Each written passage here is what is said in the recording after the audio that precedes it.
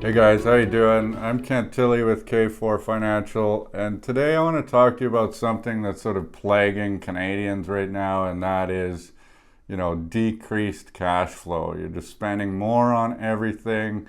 Just every month it's becoming tighter and tighter. So I want to talk about how to increase your cash flow, and basically let's put this into terms of you treating your own personal or family finances the same way that a business would, where you have, your revenue and then your expenses. At the end of the day, you want your profit to be as high as possible. That's basically all it is. It's very simple to think about it that way.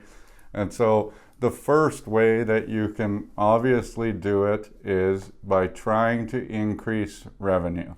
That isn't always possible. You might not have time. You want to spend time with your family. You just don't have any ways to make any more income by working overtime or having a side hustle or whatever it might be. However, that is certainly a possibility. However, today I'm going to talk about reducing your expenses. And the easiest way to do this is to reduce your monthly payments by looking at them. So you look at your cable bill, you look at your Netflix, you look at your cell phone bill, you look at all your insurance, you look at all of those things, and you take a little bit of time and you decide, do we need that? If you need it, then you have to keep it, but can we shop it around and get a lower price? So that's a big thing, right? And if you do that, and everybody does that with all of them, pretty easy to save yourself, $1,000 or $2,000 a year in expenses just by spending a few hours one day or night and saying, okay, I'm going to make some calls, and just treat it like that. Like, if I can save $2,000, is that worth 10 hours of my time or $200 an hour to actually go through that process? This can be done every few years and certainly can help you save a little bit of money. Now, the biggest subscription that most of us have, other than our debt repayment, which is, mortgage, whatever, kind of hard to shop around and get better interest rates right now because they've just been skyrocketing. So that's tough. But if you can, great.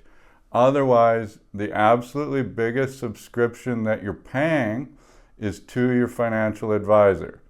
So for example, if you have $100,000 invested between RESPs, TFSAs, RSPs, whatever, you're probably paying somewhere in the range of $2,200 a year for that subscription. That's it. Think about it like that. You're not paying for returns. You're not paying for whatever.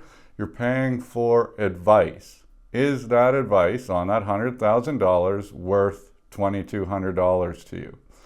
If it isn't, then you can easily go and find a robo-advisor like Questrade or something like that and reduce that expense on the 100 grand to like $500 per year. Now, I would suggest if you're in your 30s or 40s, it's pretty easy to develop a financial plan for people that are in salaried positions. Just give you a few tips to take you through the next few years. Take a good look. That's where a $500 financial plan would come in. We'd say, this is great.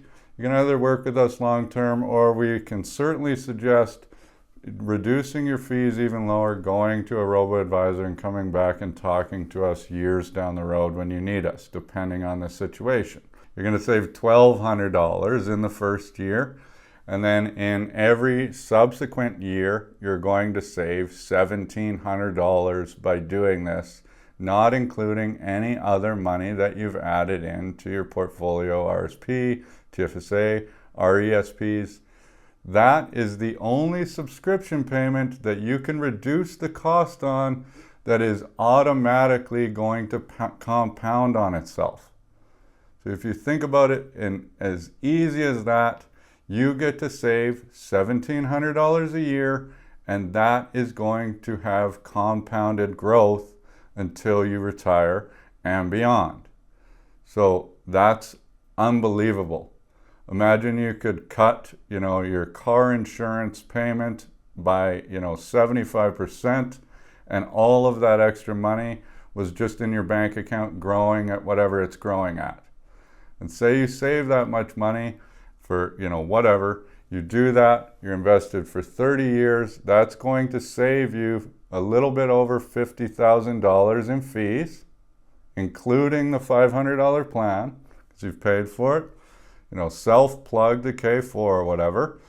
However, that $50,000 in savings over 30 years, if it grows at 4.5%, for example, now you've got an extra $101,000 in your bank account. That's it.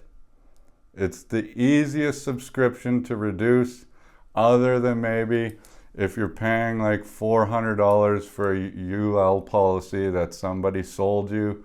You should probably come and talk to us and see if you are better suited by paying like $30 a month for insurance that's going to cover you better and not break the bank every month. And then you can really feel that one. Anyway, that's my 2 cents for the day. If you want, please like and subscribe, and please feel free to check out our website if you're interested in a plan.